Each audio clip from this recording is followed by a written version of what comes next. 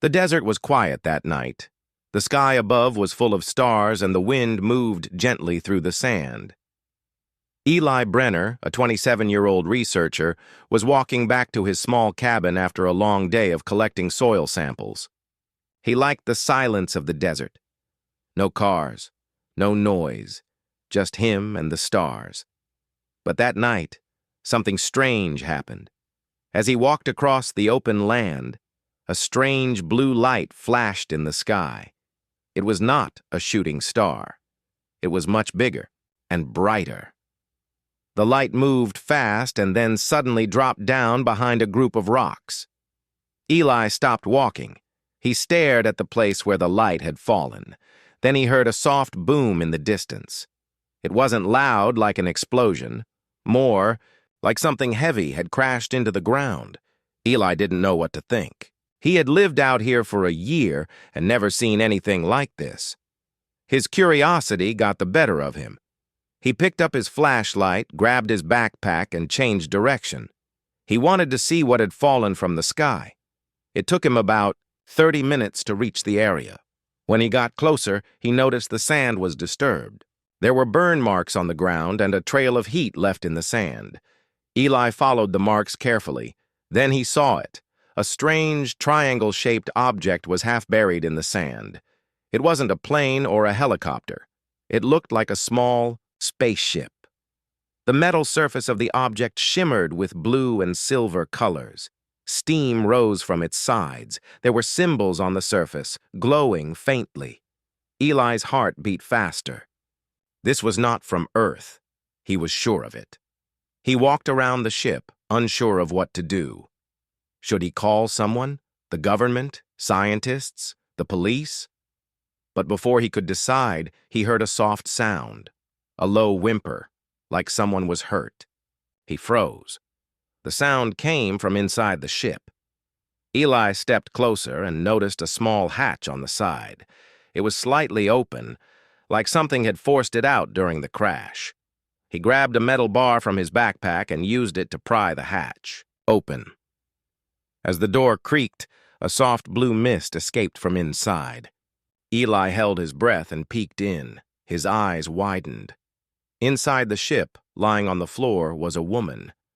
But she wasn't human. Her skin was a smooth, light blue color, glowing faintly. Her hair was silver and floated lightly as if moving in water. Her body was covered in a strange suit that looked like it was made of glass and light. Her legs were twisted at an odd angle, and her breathing was weak. She turned her head slowly and opened her eyes. They were large and glowing with a soft purple light. She looked at Eli and tried to speak, but the words didn't make sense. They sounded like another language. Then suddenly she whispered something in English. "It's so deep. I can't feel my legs." Eli was frozen in place. The words echoed in his ears. Was she hurt badly? What did she mean by deep? He didn't understand, but he knew she needed help. He carefully reached inside and touched her hand. Her skin was warm, not cold like he had expected. She didn't pull away. He took that as a sign she trusted him, at least a little. "I'm going to get you out of here," he said softly. He gently lifted her out of the ship. She was lighter than he thought, almost weightless, like her body was made of something not fully solid. As he carried her across the sand, she winced in pain but did not cry out. Her eyes stayed open, watching him. Eli walked back to his cabin as fast as he could. He tried to be careful with every step.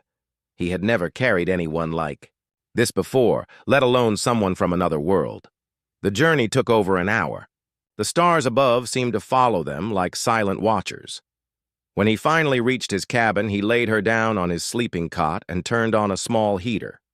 He covered her with a blanket and checked her legs. They looked injured, but he didn't know what was broken and what was just different from human anatomy. He tried speaking to her again. "Can you understand me?" She didn't answer with words this time. Instead, she placed 2 fingers on her temple and then pointed to his forehead. A moment later, Eli felt something strange, A soft voice in his mind, not loud, not forced, just there. My name is Nilara. I crashed. The energy core went deep, underground. It's hurting me. Eli sat down, stunned. He had just heard her in his mind. She wasn't speaking with her mouth, but directly to his thoughts. It was like a dream, but it felt real. What? Do you mean it's hurting you? He asked. The energy, it's inside the earth. It's affecting my body. I can't feel my legs. Eli looked at her legs again. She didn't move them, not even slightly. I'll help you, he said. I don't know how yet, but I'll figure something out. Nilara blinked slowly. Then she reached out and touched his hand. You're not like others. Thank you. Eli. He was surprised she knew his name, but maybe she had heard it from his thoughts. That night, Eli stayed awake, watching over her as she rested. He had no idea what would happen next. But one thing was clear. This was not just about a crash in the desert. Something deeper had begun. Eli didn't sleep that night. He sat beside Nilara, checking her every few minutes to make sure she was still breathing. Her chest moved slowly, and her skin continued to glow softly in the dark. Her legs didn't move at all. At sunrise, he boiled water and made tea. He placed a cup near her and sat down again. She opened her eyes and looked at him quietly. There was pain in her face, but also calmness. Somehow, even though they were from different worlds, she trusted him. You want water? Eli asked. She didn't answer with her mouth, but again he heard her in his head. Yes, thank you. I am still weak. Eli helped her sip from the cup. Her hands were shaky, but she didn't spill. Then she looked at her legs again. She tried to move them, but nothing happened. Her face grew tense. Still no feeling. My lower nerves are blocked. Eli knelt beside her. Can I try to help? Maybe a scan or something? She nodded slowly. You may touch. Just be gentle. Eli used his portable scanner to check her legs. The machine wasn't made for aliens, but it showed that there was some strange energy inside her. He didn't understand the readings, but it looked like a part of her body was being attacked from the inside. What is this energy doing to you? He asked. Nilara closed her eyes for a moment. Then, in his mind, he heard her explain. My ship had a core, a powerful energy crystal. When we crashed, it fell deep into the earth. It released waves that affect my body. My kind is linked to energy. When it turns bad, it hurts us. Eli sat back, trying to understand. So the energy core is underground? Still active? Yes. If it stays active, I will lose more than my legs. I may disappear completely. Eli felt a chill go through him. He looked outside. Somewhere in the desert, that core was still glowing, still sending out silent danger. And no one knew, except them. I'll help you get it back, he said. We'll stop it. Nilara looked at him with wide eyes. Why would you risk your life? For me. Eli didn't know how to answer. He had always worked alone. His life had been quiet, simple, and lonely. But now this strange being had fallen from the sky, helpless, afraid, and she had trusted him without question. I guess. Because you need someone, he said. For a long moment, they didn't speak. The air was quiet except for the sound of wind brushing against the cabin walls. Then Nilara said something that surprised him. Where I come from, humans are known for fear and war. You are not like that. Eli smiled a little. Not all of us are the same. Just like not all aliens are the same. She returned a small smile, though it faded quickly when she tried again to move her legs. Nothing. We need to find the core, Eli said. Can you track it? Nilara touched her chest and then pointed toward the far side of the desert. I feel it pulling me from that direction. Its waves call to my mind. We must follow that pull. But I cannot walk. I'll build something, Eli said. Something to carry you. He got to work right away. He took an old metal cart from behind his cabin and added soft padding to it. He fixed the wheels, added ropes for pulling, and created a cover to protect her from the sun. It took hours, but finally it was ready. Nilara looked at it and gave him a nod. "You are clever. For a desert man." Eli laughed. "Thanks. Let's get you in." He lifted her carefully and placed her on the cart. She winced a little, but stayed quiet. Once she was settled, she closed her eyes and said, "I will guide you. The energy will grow stronger the closer we get." Eli packed food, water, and tools. Then he started pulling the cart across the desert, heading toward the place Nilara pointed. The sun beat down on them, and the ground was rough, but Eli didn't stop. He looked back often to check on her. Sometimes she was asleep, other times just staring at the sky. Hours passed. By afternoon, they reached a dry canyon. Nilara suddenly opened her eyes wide. "Stop! It's near! I feel it! Below us!" Eli looked around. The canyon was empty, just rocks, sand, and heat. "Where?" he asked, beneath the ground. It went deep, too deep. That's why I said, "I can't feel my legs. It's like the core is pulling my life away from inside the earth."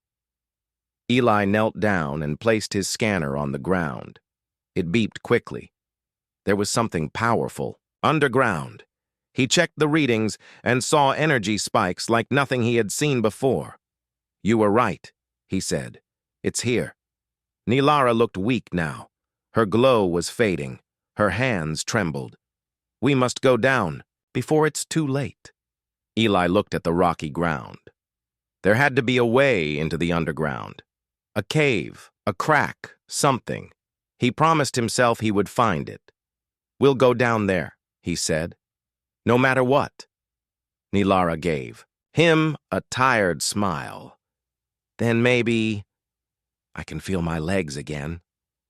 The sun dropped lower in the sky, casting long shadows across the canyon. Eli stood tall beside the cart, knowing their journey was only beginning. He didn't know what they would find below, but he knew he couldn't stop now. Eli stood quietly, looking over the rocky ground of the canyon. The sky was turning orange as the sun began to set. He could feel the heat fading, but something else was rising, something cold and strange. The air felt heavier here, like something below the surface was alive. Behind him, Nilara lay on the cart, her face pale, her glow now dim. She hadn't spoken for several minutes. Her eyes were closed, but she wasn't asleep. She was listening, feeling the pull of the energy core below. Eli walked along the canyon wall, searching for any sign of an entrance. There had to be a way down. If the energy core had fallen into the earth, it might have opened a path. He kicked at loose rocks and tapped the ground with his walking stick. Then, after several minutes, he saw something, a crack. It was narrow and hidden by dry bushes, but when he moved them aside, a cool breeze rushed upward from the hole. He dropped a small pebble inside and waited. It took 5 long seconds before he heard it hit the bottom. Eli called out to Nilara, "I found a way down." She slowly opened her eyes. "It's dangerous. That path leads into the Earth's memory." Eli wasn't sure what that meant, but he understood one thing. It was the right way. He tied a rope around a strong rock and lowered himself down first. The crack opened into a wider tunnel a few feet below. The walls glowed faintly, lit by traces of the same blue light he had seen on Nilara's ship. Something down here was definitely not natural. He climbed back up and carefully lifted Nilara from the cart. She was too weak to hold on, so he tied her gently to his back using blankets and straps. She didn't protest. Her head rested on his shoulder. Slowly, they made their way down. The tunnel was tight at first, then opened into a deeper cave. The deeper they went, the colder it became. Strange patterns glowed on the walls, shapes that moved slightly when he wasn't looking straight at them. The air felt thick with electricity, like a thunderstorm waiting to happen. Nilara whispered in his mind, "The energy core is alive. It speaks through light and sound. Be careful. Do not listen too closely." Eli didn't know how to respond. He just kept moving forward, his steps careful, his heart beating fast. After nearly an hour of walking, the tunnel suddenly dropped down into a wide chamber. The roof was high, and the center of the room pulsed with blue light. In the middle of the glowing floor was a pit, deep and shining, and inside that pit was the core. It wasn't big, about the size of a soccer ball, but it floated in the air, spinning slowly. Energy waves came from it in quiet pulses. Every time it spun, the walls of the cave seemed to bend slightly, like reality was being stretched. Eli felt dizzy. He took a step forward, but Nilara tightened slightly on his back. "Not yet. It is watching us." He stopped. "What do you mean, watching?" "The core is more than power. It is linked to thought. It reacts to fear, desire, and memory. If you are not calm, it will push back." Eli took a deep breath. "So what do we do?" Nilara used the last of her strength to lift her hand and point to a soft spot on the ground. "Place me there. I will guide you." Eli gently lowered her to the spot. As soon as she touched the glowing floor, her body lit up slightly again. Her eyes opened wider, and for the first time in hours, she moved a finger. "I feel it," she said. "The signal is still deep, but we are closer." She began whispering instructions into his mind. "Around the pit there are energy locks, 4 of them. You must turn them off, one by one. Only then can the core be touched safely." Eli nodded and started moving. The first lock was shaped like a small pillar. It had symbols carved into it, symbols that looked like they were moving. He touched it carefully. The symbol glowed, and a soft tone rang out. One lock was deactivated. The second and third were harder to find. The symbols were buried under crystal dust and stones. Eli had to dig with his hands. Each time he turned one off, the cave seemed to shift slightly, as if it was alive and waking up. Then he reached the 4th lock. As he touched it, the cave rumbled. A sharp sound filled the air, like a scream without a mouth. Eli stumbled back. The core glowed brighter, and Nilara cried out, "Stop! It's fighting back!" Eli didn't stop. He reached forward again, this time more gently, focusing his thoughts on peace, calm, and hope. The symbol turned blue, then disappeared. All 4 locks were off. The energy core began to slow its spinning. Its light faded a little, like it was tired. Nilara sat up slightly, her hands shaking. "You did it. But now you must pull it out. Only your touch is neutral to it." Eli stepped closer. The heat around the core was intense. He reached forward, fingers shaking, and touched it. For a moment, he felt nothing. Then a deep silence filled the cave. His mind saw flashes, images of stars, other planets, cities floating in space, and then Nilara as a child, laughing, under twin suns. He gasped and pulled the core out of the pit. The cave fell completely quiet. Behind him, Nilara let out a long breath. Her body began to glow again, brighter now, steadier. She moved her legs slightly, just a twitch, but it moved. "Eli," she said softly, not through his mind, but with her real voice. "I can feel something." He ran to her and held her. "Hand!" "It's working," he said. "You're healing." She smiled weakly. "It's still deep, but now I know I can come back." The energy core, now calm in his hands, stopped glowing. The danger was over, but their journey was not. They had to get out, and Eli knew nothing would ever be the same again. Eli held the energy core tightly in both hands.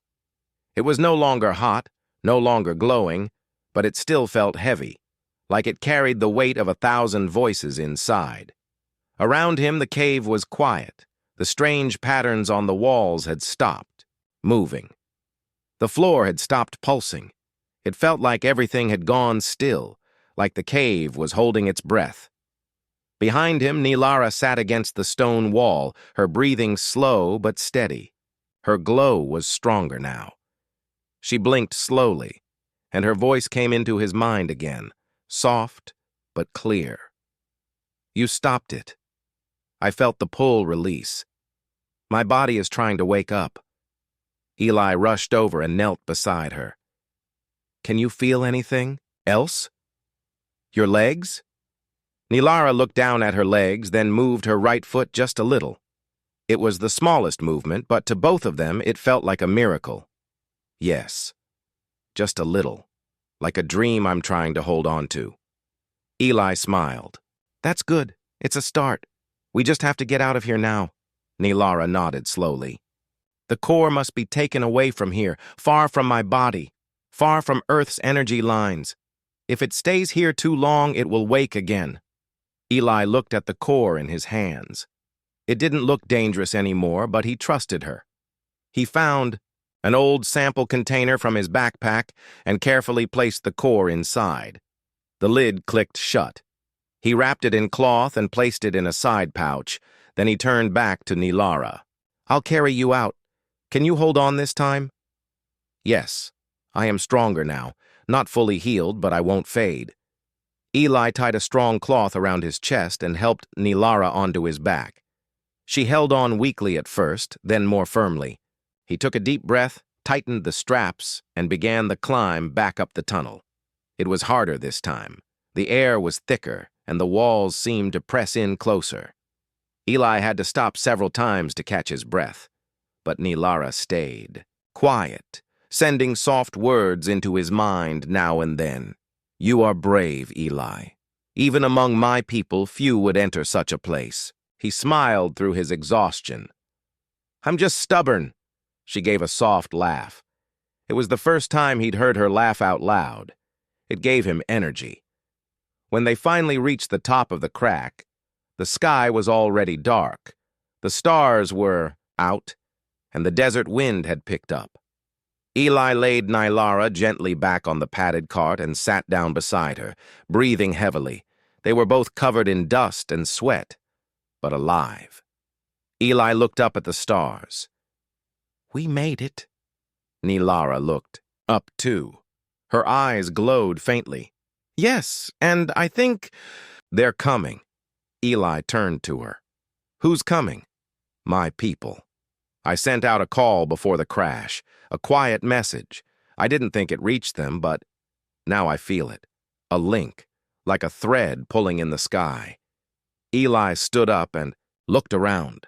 The desert was still. No lights, no sound, just stars above and rocks below.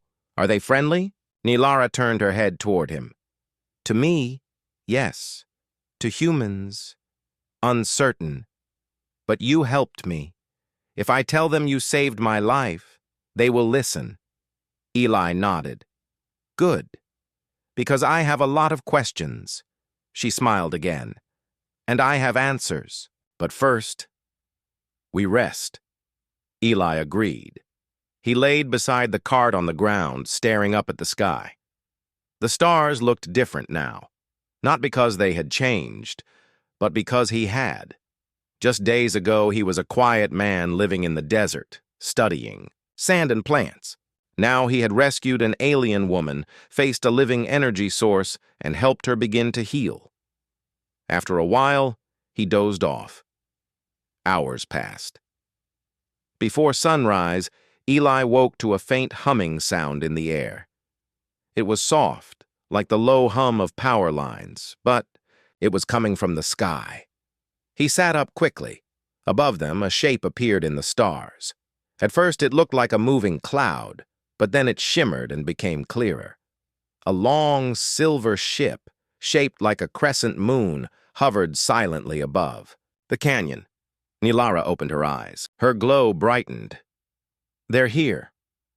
The ship slowly descended, stopping just above the ground. A circle of light formed beneath it, shining down like a spotlight. Then, from that light, a figure floated down. It was another alien, taller than Nilara, with darker blue skin and glowing golden eyes. He wore a smooth silver uniform and held a long staff that also glowed at the tip. He landed softly on the ground and walked toward them. Nilara tried to sit up. Eli helped her. The figure stopped a few feet away and spoke, not with his mouth, but with his mind.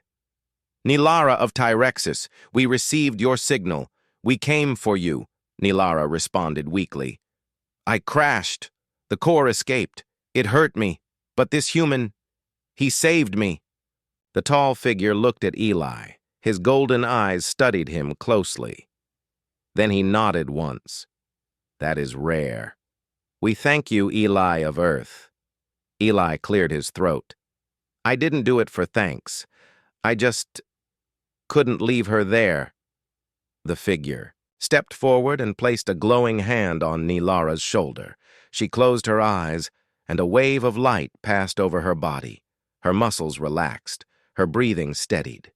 She will recover now, he said. Our healers will complete. The repair, Eli asked. Will she remember me? The figure looked at him calmly. Yes, she already does. Nilara opened her eyes and looked at Eli. You carried me when I could not walk.